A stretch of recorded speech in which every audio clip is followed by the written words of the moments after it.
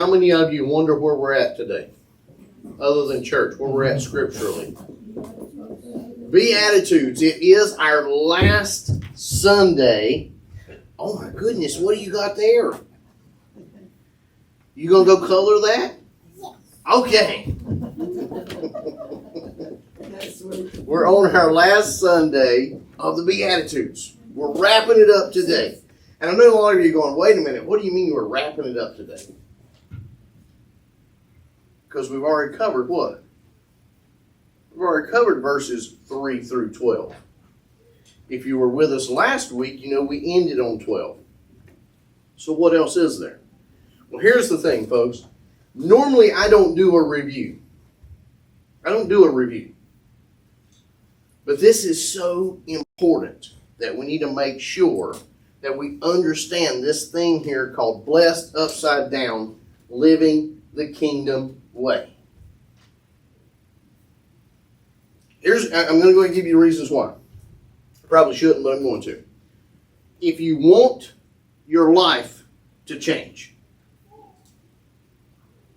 if there's aspects in your life that you want to be different, if you want your community to change, in other words, if there's things in your community, and I'm not just talking about where you live, I'm talking about your community. What is your community? That's those people you come in contact with on a regular basis. So that could be your neighbors, your work, all that. If you would like to see changes there,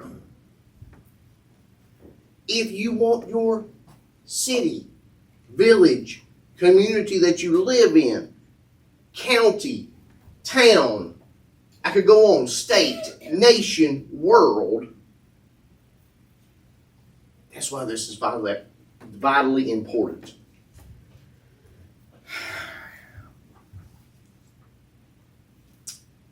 Let me ask you,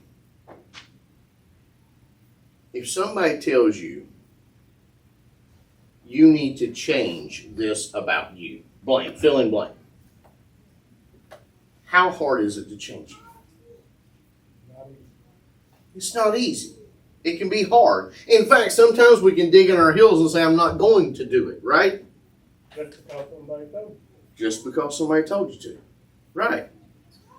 But if somebody you really, really admire, like, love, want to be friends with, whatever, has a particular character trait that you like,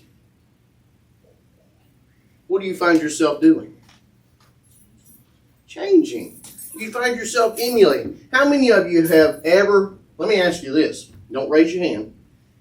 How many of you caught yourself over the last few years saying, does that make sense?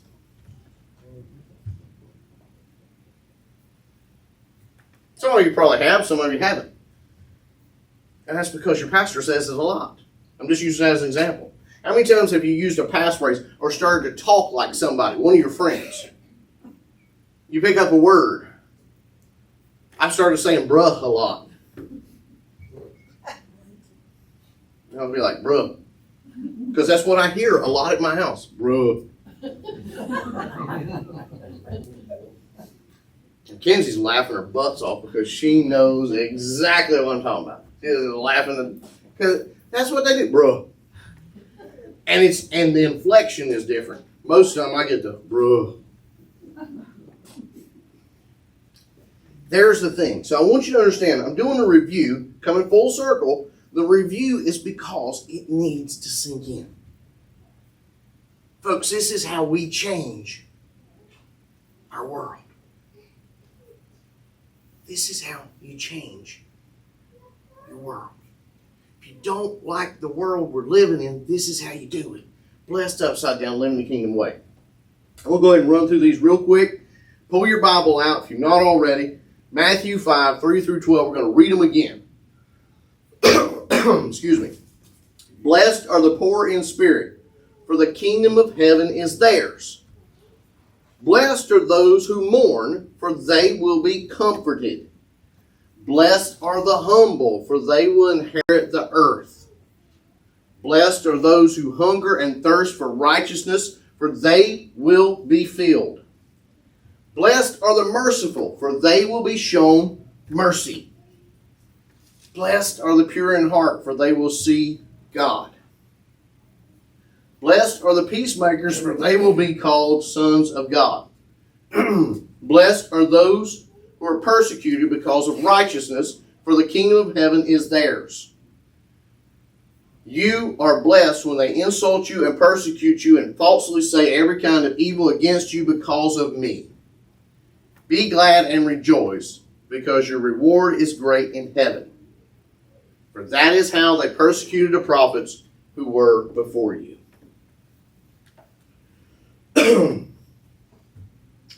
This whole concept is not new. It is exactly what builds the bedrock of what becomes Christianity. What becomes the message of Jesus Christ. That's why the Sermon on the Mount, you can go look at it, but the very part he starts with begins here in chapter 5 with these verses. This is his whole intent. He preferred this to this. Does that make sense, folks? You see the difference? Everybody wants to climb to the top. Few make it. But the big question is, what is the top? Have you ever been to a party of one? Kind of sucks, don't it? I remember when I was a child at one point in time, I told my parents I wanted a birthday party. Found out how well I was liked at school. Not very. It was me and one other kid. Oof. We had a good time, but that was it. Here's the thing, folks. We all want to be this. We all want to be popular. We all want to be well-liked. We all want to be successful. But by what standard? What are we using to measure that success? It's an interesting question, isn't it? What are we using to measure that success? If you look back on your life, what are the times you miss? Well, you can say lots, but what are they? What do they involve? Happy times, family, friends, good memories. You see what I'm saying? It doesn't involve remembering who stepped on you or who you stepped on. You don't miss getting stepped on, do you? I mean, raise your hand if you miss getting stepped on. I don't know if anybody does. Raise your hand if you miss stepping on other people. Some of y'all need to put your hand on. I'm kidding. Nobody raised their hands. Good. For those of y'all watching on the camera, nobody raised their hands. Here's the thing, folks. This is the world's way when this is God's way. I want to make this clear again. We're not going to read the verses again. The world's way, God's way. If you get, how many are at the top in this picture? I just want to point this out. How many are at the top? One. How many at the top of this picture? Who can celebrate your wins if you had to step on everybody to get there?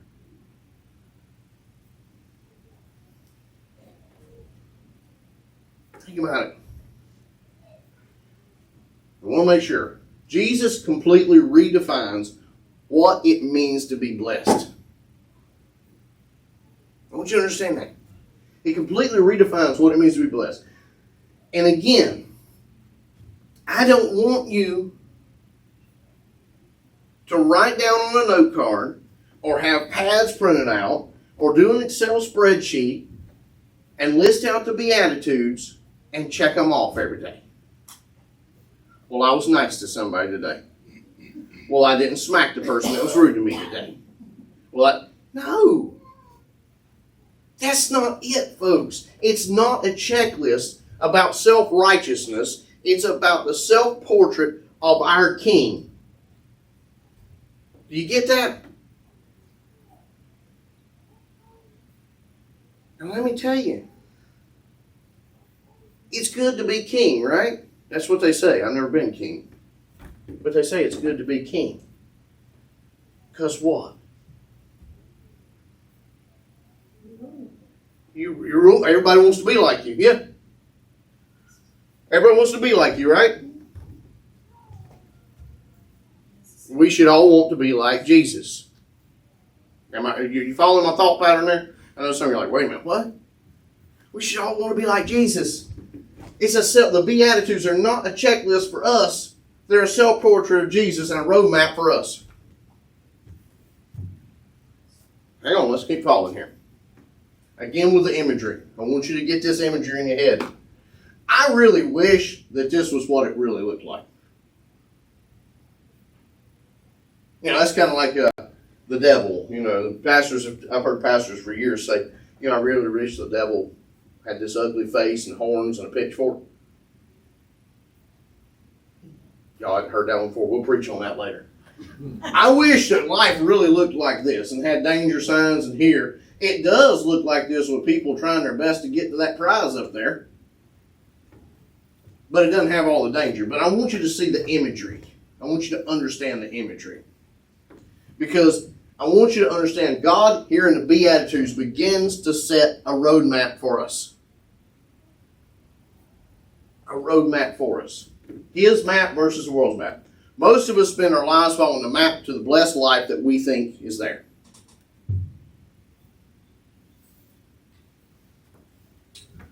How many of you own a home?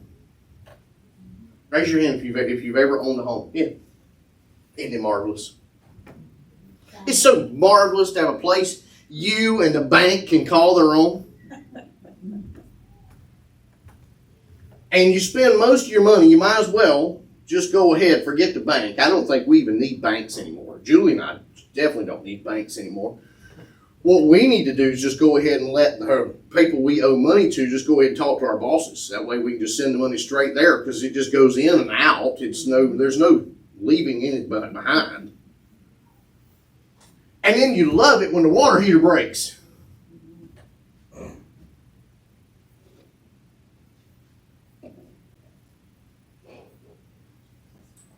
Don't jinx us. I mean, I still got a tarp on my roof. Been there for months. I got to get up and look back down. Why? Because I got to wait till I get the money to fix the roof. You see? But boy, it's mine in the banks.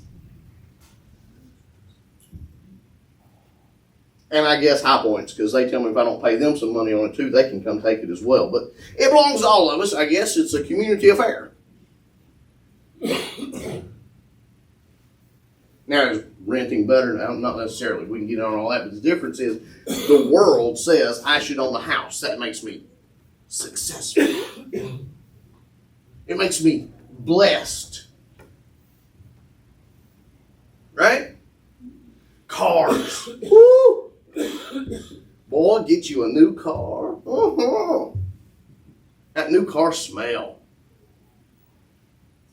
You realize, folks, that new car smell is actually harmful, right? It does dissipate after a while, but it is actually chemical process you shouldn't be breathing in. But that's another way that when I sold cars for a stint, that was part of the whole thing. We get you in that ride-along, that demo drive. And the first thing I do, once you got the car cranked, is I go, boy, don't that smell good? You know why? Because your car stinks. But everybody loves that new chemical smell. But that's being blessed, right? That's being blessed. How many credit cards you got in your wallet? 12. Sweet, you're doing good. Your credit must be really strong. Yeah, all of them are maxed out. You see what I'm getting at? That's what the world says is blessed. And we see that we climb higher and higher on the world's thing, and yet, for some reason, we're not fulfilled. For some reason, we're not happy. Got a credit score of 800 with 4 stars behind it. but got 12 credit cards maxed to the brim. What difference does it make? Are you happy? No. Bought a house 4 times the size of what I need. Are you happy? No, because there's more to break. It's more to fix. I bought a Suburban for just the 2 of us. Why? Just because I could, right? Because that's what the world says is blessing. Here's the thing, folks. We do this and we have to climb higher and higher at all costs. But Jesus didn't say that. In fact, Jesus said the world's path is a path to failure. But I am the light, the truth, and the way. Jesus' path, he says, I'm the way to everlasting life. Now, does that mean you can't have nice things? No, it doesn't. It doesn't. Does that mean you can't own things? No, it doesn't. But what it does mean is that Jesus had a totally different perspective of what was successful and what was blessing to our lives. Jesus wanted everybody to understand a couple things. Everything in the kingdom starts with spiritual humility. Everything in the kingdom starts with spiritual humility. You have to realize that this is the gate, and we have to stop pretending we have it all together. Boy, that's a tough one. I wish there's more people here to hear this. Because, boy, that is the toughest thing. I grew up in church. Let me tell you, you got to have your tie adjusted right. You got to have the right pants on. Oh, heaven forbid if you drop some mustard, mayonnaise, or ketchup on your tie.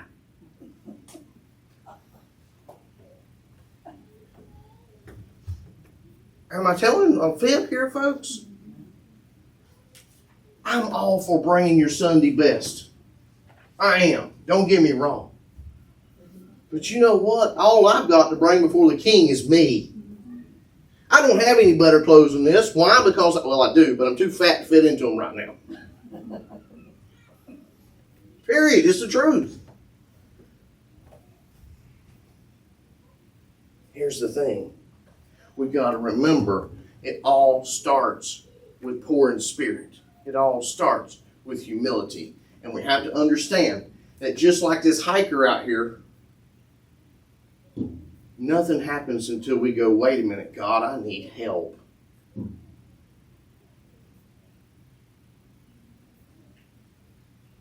Now, I'll throw the second part in here just as an extra, read all about it, FYI, whatever. Somehow God comes and rescues us all the time. And we're like, okay, God, I got it from here. Well, we should be grabbing God's hand saying, you lead. But we'll keep on going. Kingdom still starts with spiritual humility. Once we admit the need, we stop making excuses. Once we admit we need Jesus, we have to stop making excuses.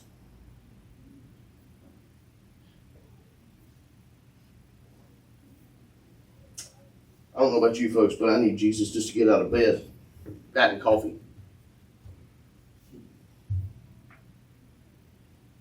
I told my wife, I said, I don't understand.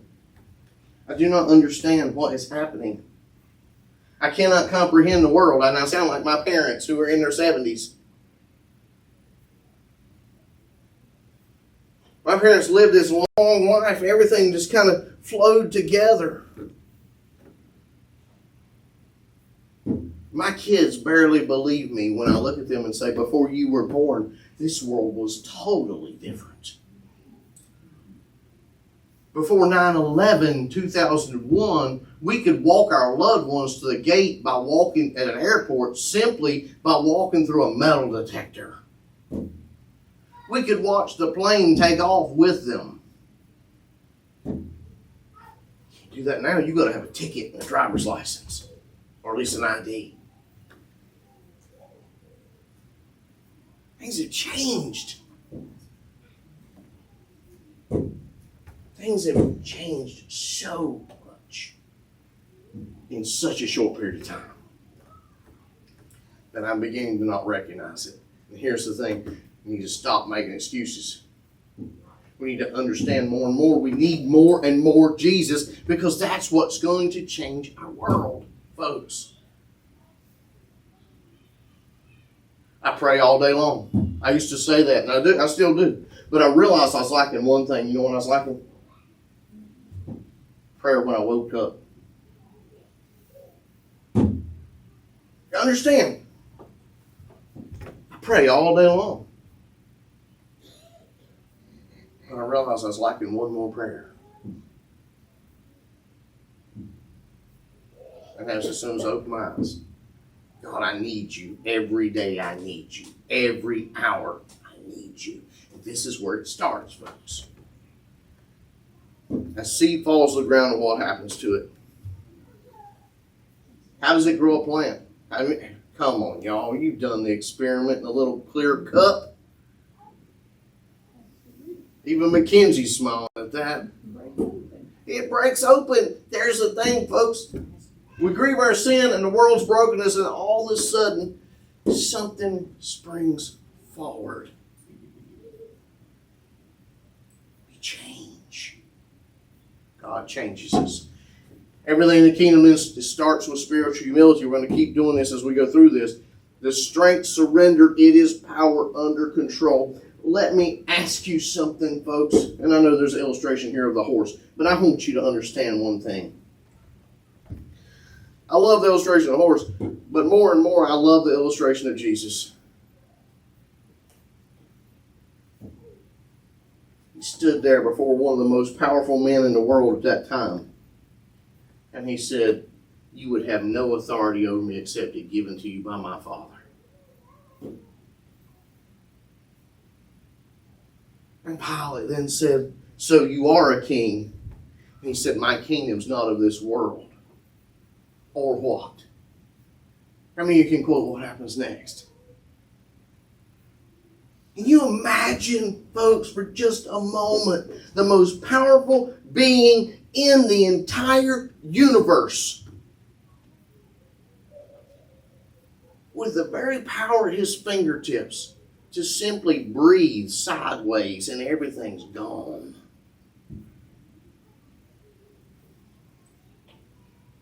And yet he chose what he chose so that we could still exist. Because even us today, we're on his mind. That's strength under control. That's power under control. That's meekness. It's not weakness.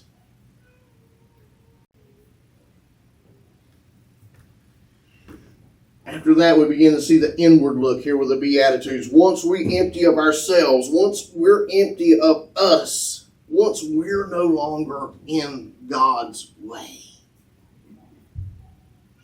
But God, wait a minute, God, I want to keep this. God, can I just... No, folks. No. You can't. Here's the reason you can't. Here's what we don't realize. We think our children are ours. That's going to sting for some of you mothers. Guess what? They don't belong to you. God gave them to you. And they belong to God. No life exists without Jesus. It doesn't happen. They say that when, and I've watched it, and you can go watch it on YouTube, it's one of the most amazing moments you'll ever see. But when the two gametes of human life meet, and there's a light inside the womb for just a split second. You should go watch it, folks. It's one of the most awesome things in the world. Wait a minute. Now, let me ask you, let me back up and examine that for just a moment, folks, because I really want to hit this home that we've got to empty ourselves and we can't hold a single thing back, and our kids are one of the greatest things we hold back.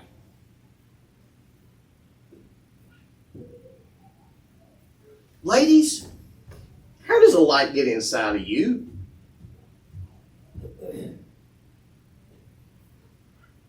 Is it physically possible to take a flashlight and do that?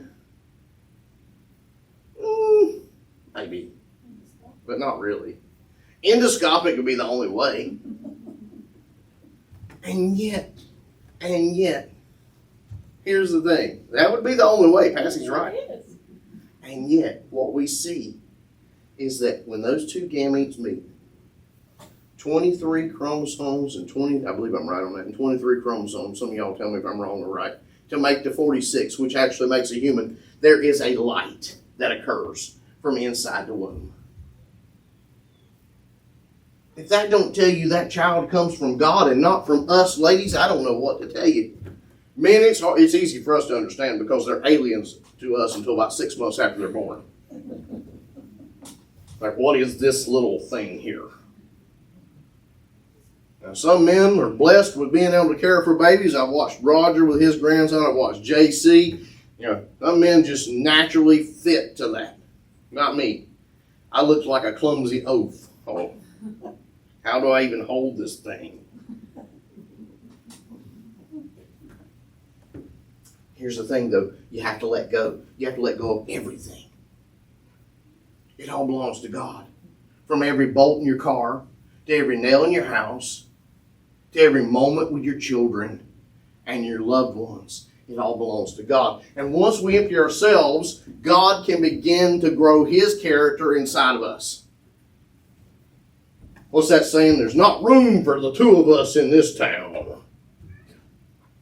Y'all know you've heard that. There's not room for you and God.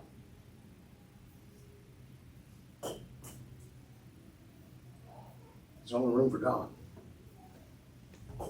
Now, you will exist, don't get me wrong, but not the way you were. Hunger for righteousness is not a casual interest.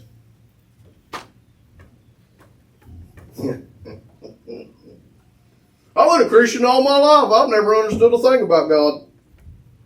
Nobody says that, do they? I got it all figured out. Okay. I'm still waiting on that transformation thing that happens, where you become a nice guy. I don't know what to tell you, folks. I don't know what to tell you. Maybe you need more prayer. If you're at a point in your life where you have been a so-called Christian for a long time and you have not seen any changes and you have not wondered about yourself and your friends have not gone, what's happened to you? Then I don't know what to tell you except that you're not hungered enough and you're still in God's way in your own life. Point blank. Let's keep going here. Once we empty ourselves, God begins to what? Build His character inside of us. Kingdom math dictates that grace received must be grace released. In other words, multiplication.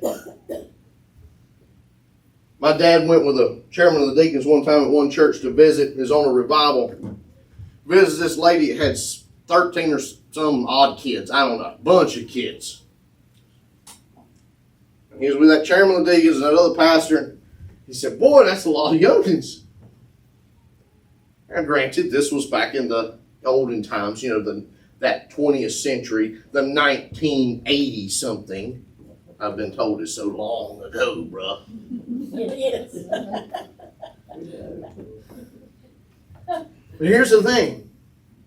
He said, how do you divide, and I don't remember who asked, but I've heard the story. How do you divide your love among all these kids?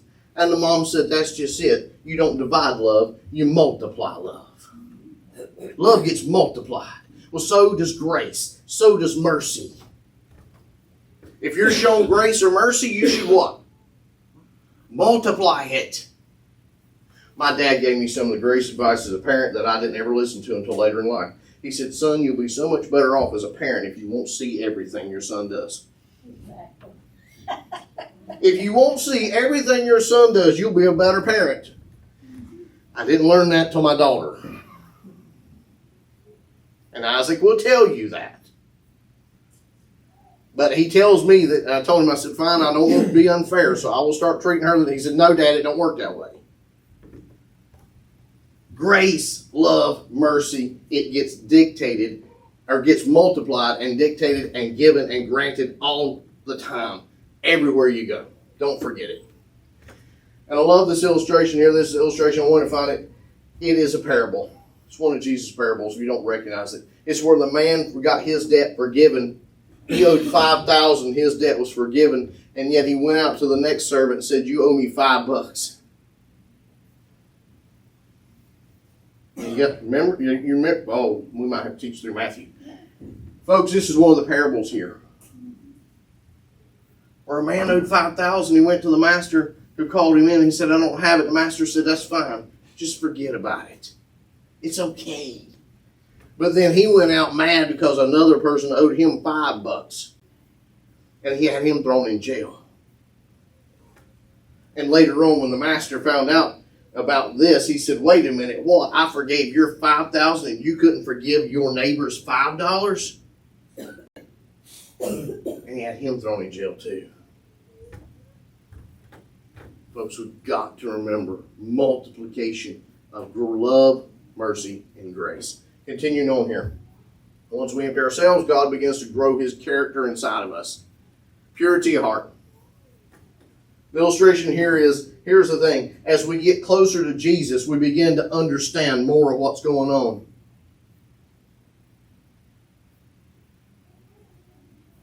As we get closer to Jesus, we begin to understand more of what's going on. Like I can tell you right now, folks, I can lay my hand here upon the good book. I won't swear to it because the Bible says don't swear.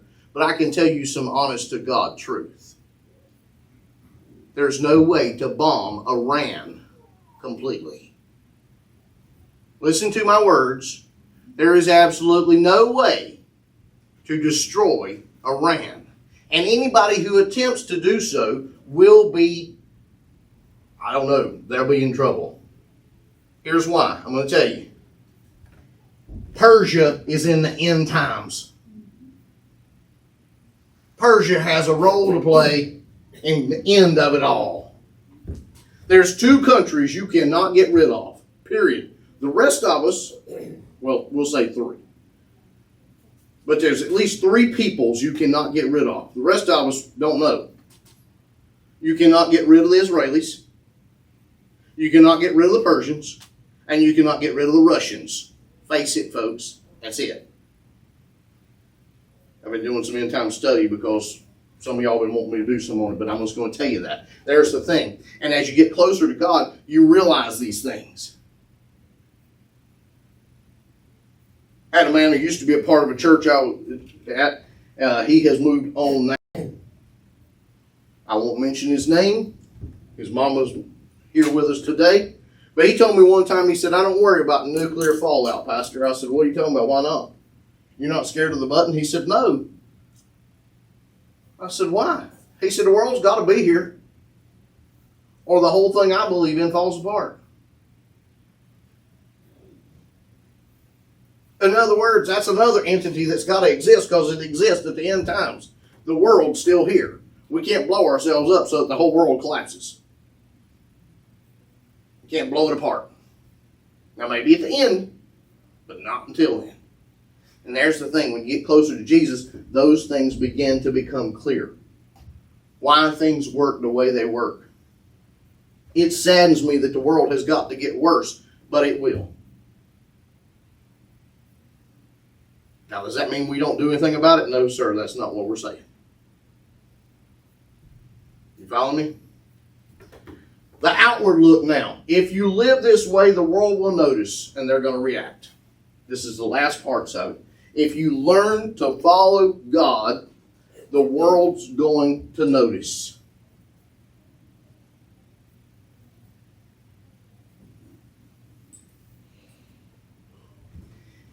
If your Monday through Friday consists of living, working, and communing with your sinful friends and they don't know the difference between you and them,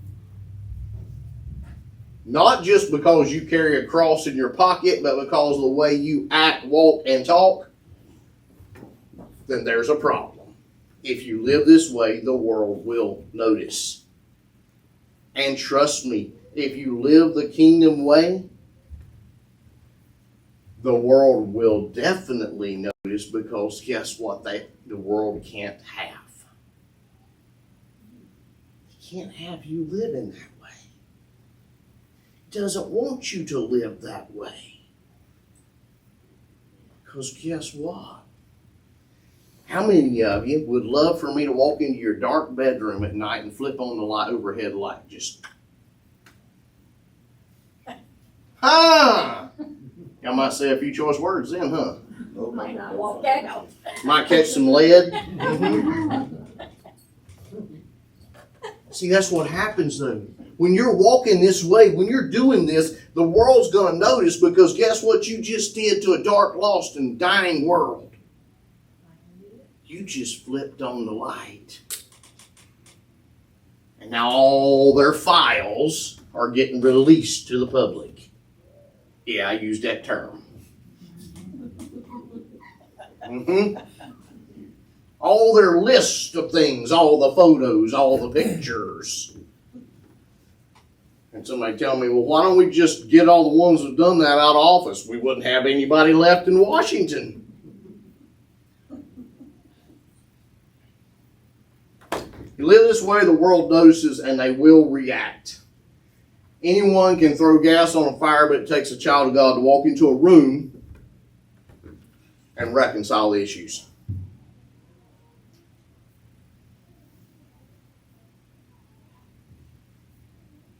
That's what it takes, folks.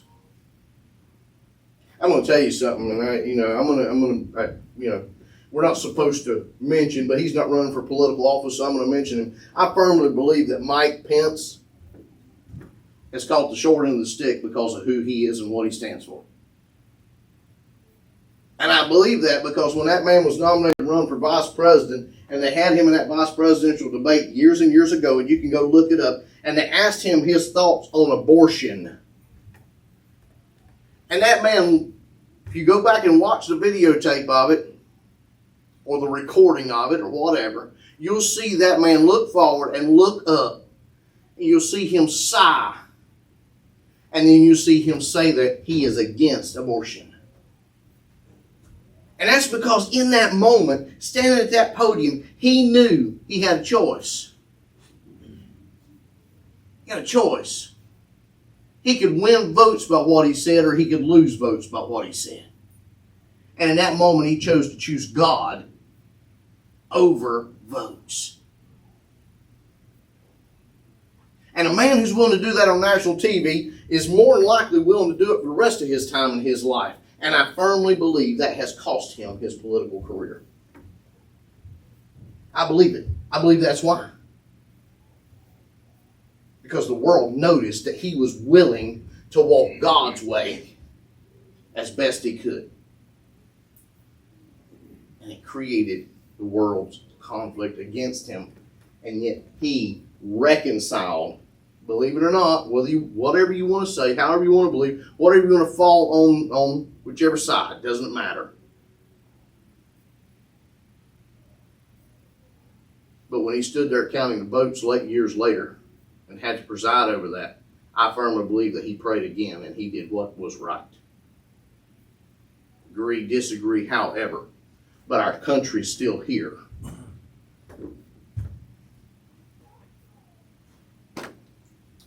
Persecution living upside down means the world will try to flip you back over.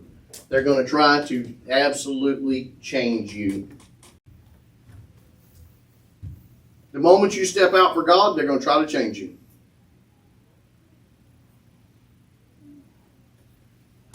I'm going to go ahead and go here because this is the most important part. I want you to understand this, folks.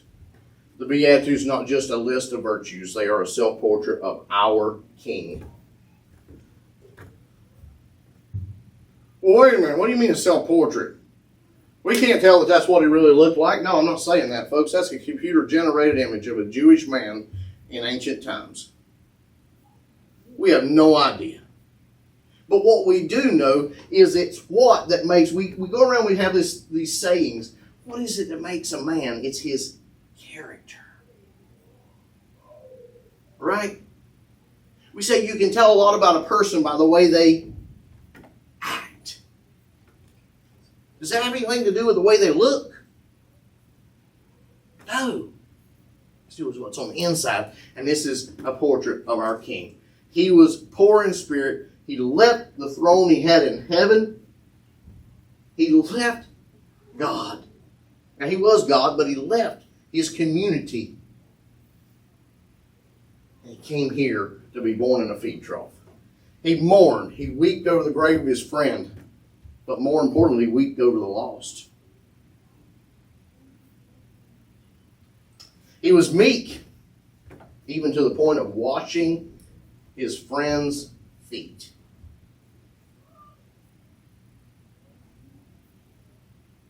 How many of y'all do that? Friends come to visit, tell them, take your shoes off, let me wash your feet while you're here. Yeah. We'd rather sweep the dirt back out, but keep your shoes on. He washed their feet. Then he used his own body to bridge a reconciliation.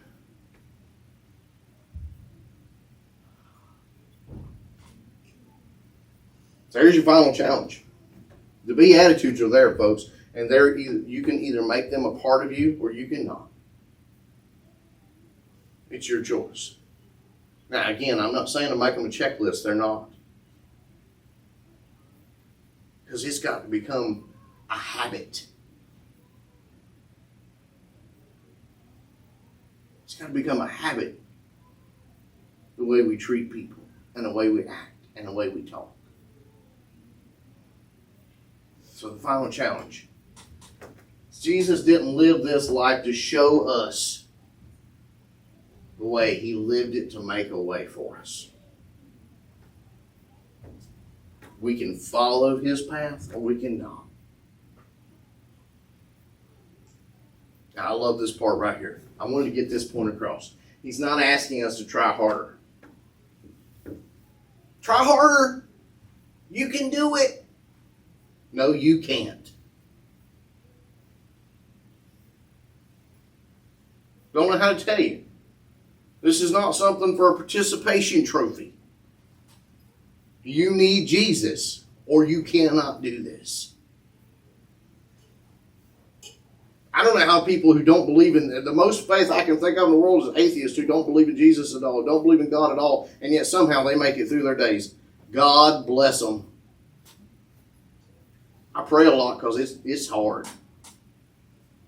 But here's the thing. Jesus doesn't want us to try harder. He doesn't want us, and it's not, how do I explain this? It's not an attempt. I've married two couples that are in this church. And one of the things I've told both couples is this is not a try. If you want to try this, I'm not going to perform your marital ceremony. You don't try marriage. You don't try for Jesus. Well, I'll be a Christian and see how it works out for me. No. It's not it. Now, I don't want to discourage you from saying, well, I don't have to try harder every day to be good. No, you do. You really do. You have to realize you're sinful. You have to realize it's terrible. I wake up in the morning and I want to be good. What is it that Kennedy says? What's it, John Kennedy, there that's in the Senate now? He says, I wake up every morning and I pray to God because I want to be good and nice to everybody and I want God to help me do that. By 11 o'clock, I want to smack somebody. So yes, we need to try. And I know I'm going over my time here, folks, but bear with me, please. We need to try. But that's not what Jesus wants. Jesus is really what we're talking about here is not the trying part, but the actually letting Jesus take over your life, consume you, and lead you. And I promise you, your life will be better.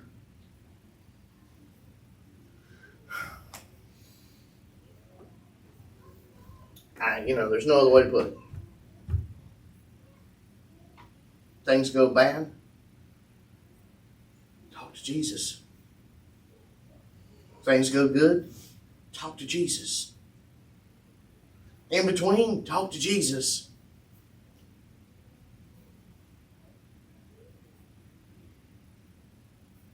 No matter what, there's going to be people who love you. And no matter what, They will let you down, disappoint you, and hurt you from time to time. They will. Ask my wife. Your pastor disappoints her at least on a regular basis. I don't know how often, but at least on a regular basis. And there's been times throughout our marriage that she has sat there and cried because of something I said. Here's the thing, folks. Jesus has never let her down. And I'll tell you something else. The reason our marriage is what it is because of Jesus.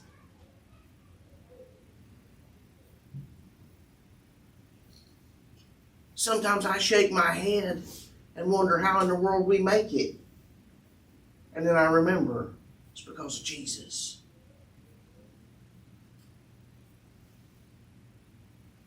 How does my wife feed us on a weekly basis with the amount of money she's got to spend on groceries? Because of Jesus. I'm telling you, there's no other way. And these Beatitudes are what Jesus is all about. Memorize them. I'm going to challenge this as we're getting ready to go to God in prayer. David wrote, I hide your words in my heart so that I may not sin against you. Of all of the scripture, folks, if you can memorize one bit of scripture, and just one, make it Matthew chapter 5, verses 3 through 12. Even if you can't name every word, memorize the concept, memorize the order. I guarantee you, they used to teach us in Bible school, you need to memorize the 10 Commandments so you can name the 10 Commandments. No, folks, I can tell you right now that was wrong. That was wrong of the church to do that. The church should have had us memorizing these verses instead of those. It would have been much more useful. Oh, y'all don't agree. Is it not better to know what to do rather than what not to do? What to do gets you right to the point. There's the thing, folks. I want us to go to God in prayer. We're going to bring on the music right now. This is the invitation. You're free to pray where you're at. You're free to pray here at the altar. You're free to come talk to me as your pastor. I'm going to tell you, I'm just a man just like you are.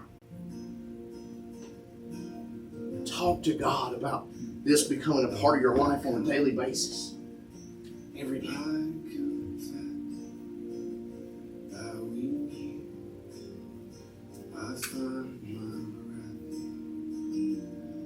Without you, I fall apart.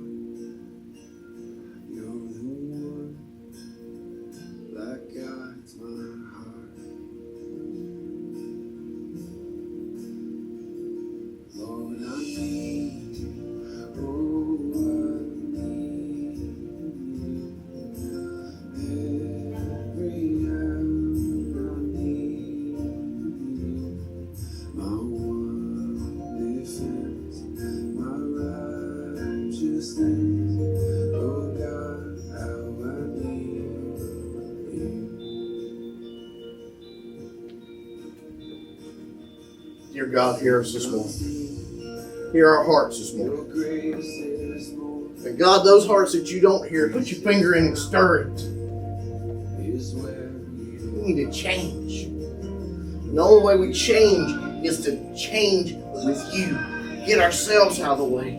Memorize these. Incorporate them. Make them part of us. You. Become more like you, God. Multiply mercy and grace. Understand the responsibilities of being who we say we are. Letting you lead, God. In your name.